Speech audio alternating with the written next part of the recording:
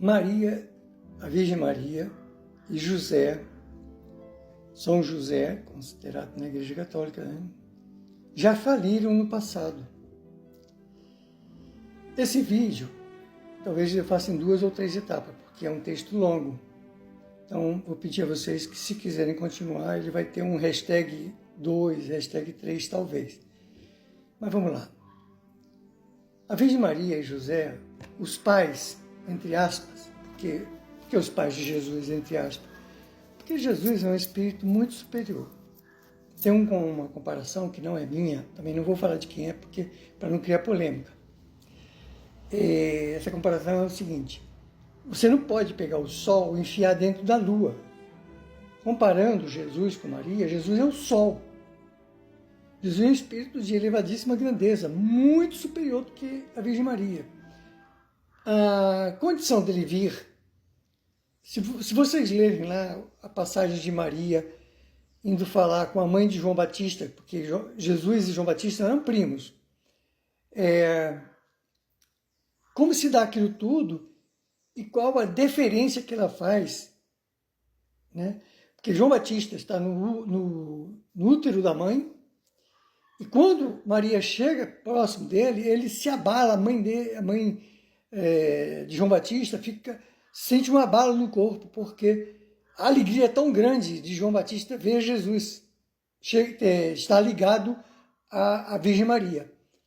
Mas não é, Jesus não nasceu do útero da Virgem Maria. Não poderia, porque Jesus era um corpo fluídico.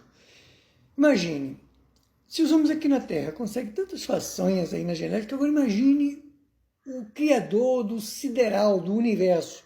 O que ele não pode fazer para fazer aparecer, Jesus vai poder aparecer entre nós como uma criatura humana comum? Porque senão como é que ele ia executar a sua missão?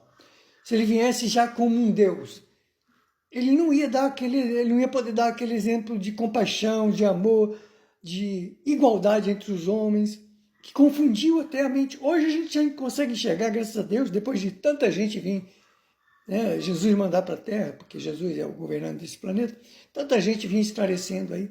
Tudo bem que a maioria não entende nada, não consegue captar nada.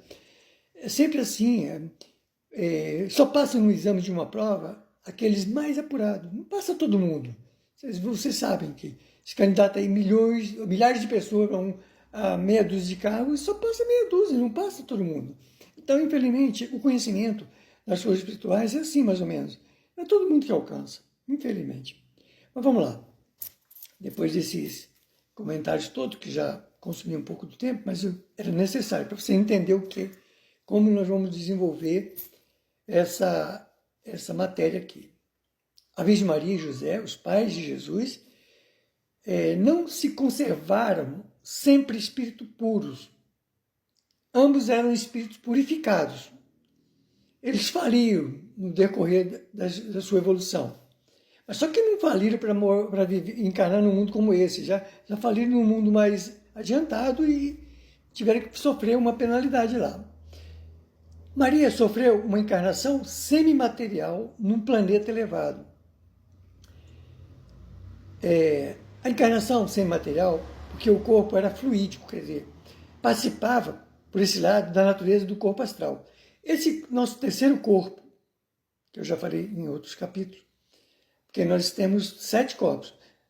Esse terceiro corpo, de baixo para cima, esse é o corpo físico, tem um corpo intermediário, que é o que faz a ligação entre o corpo astral, que é uma cópia desse aqui, que a gente se relaciona no mundo transitório, aquele mundo onde nós vamos nos preparar para reencarnar no outro planeta, ou nesse mundo aqui, de novo, como ser humano.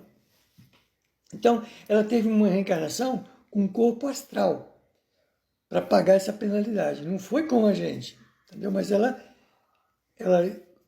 cometeu um deslize lá em cima. Ela e José também. Só que ela ainda é mais evoluída do que José. A natureza desses corpos fluídicos, nos mundos superiores, não nos será mais compreensível do que o do corpo astral. Entendeu? Então a gente vai entender que esse corpo era o corpo astral. Enquanto a gente não tiver assim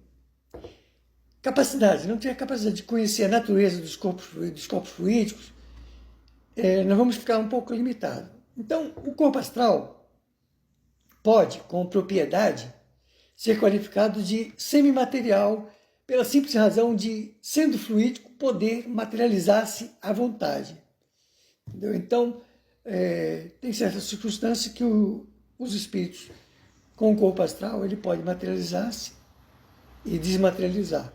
Por exemplo, o corpo de Jesus era um corpo fluídico. Os guardas romanos iam prender ele num momento que ainda não estava previsto, ele simplesmente se desmaterializava, saía entre a multidão e ninguém achava mais ele. Né? E assim foi em diversas etapas. Quando a gente estiver estudando o Evangelho, a gente vai ver essas etapas aí, pelo menos algumas, que está, assim, catalogado, né? Bom, com relação à nossa matéria, o que é o vapor, que é uma comparação, com relação à água, né? Essa é a comparação do corpo fluídico. O vapor seria o corpo fluídico da água, comparando matéria tênue, porém matéria capaz de, em cada ocasião, tomar a aparência da matéria compacta. Porque é aquele negócio, né? Aquele ditado antigo. A aparência sempre dá uma interpretação errada da verdade. Nós não conseguiríamos compreender a natureza dessa parte do nosso ser ainda, né? Ou desse ser, senão quando a nossa inteligência já estiver alcançado bastante conhecimento para sondar as profundezas do éter. Né? Para nós nos inteirarmos das qualidades do ar que nos envolve, nós temos que decompor esses elementos. O ar sempre esteve ao nosso alcance. Contudo, quanto tempo foi preciso para a gente conhecer as propriedades do ar? Saber que no ar tem nitrogênio, tem carbono, tem tanta coisa. Para compreendermos os fluidos que se encontram espalhados no espaço e que, por assim dizer, o compõem, necessário é que cheguemos com o espírito de ciência universal. Imagine, a gente ainda não conhece quase nada aqui sobre esse planeta aqui. Né? Todo dia aparece uma descoberta nova. Agora imagine o que há de ciência no universo. E onde as regiões, esses fluidos estão depositados. Né? O homem que já chegou à Lua precisará saber premunir-se contra as correntes pestilenciais para a nossa humanidade. Porque, por exemplo, a gente sabe que o contato do homem com o tório, o urânio, esses elementos radiativos, destroem o corpo do homem, causa câncer, por aí fora.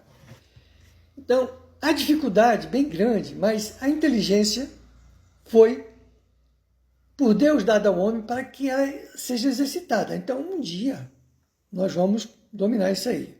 Podemos dizer, a queda de Maria foi muito leve, mesmo tendo-se em vista a elevação que, sem falir, ela havia alcançado. Tão leve que não seria capaz da gente enxergar isso no ato que determinou a queda. Qualquer indício de falta, ainda que levíssima fosse, né, nós não teríamos condições de classificar isso como uma falta. A Virgem, porque ela já estava, quando isso aconteceu, já estava em mundos muito evoluídos. Eu vou ficar por aqui, porque eu vou continuar no hashtag 2 desse capítulo.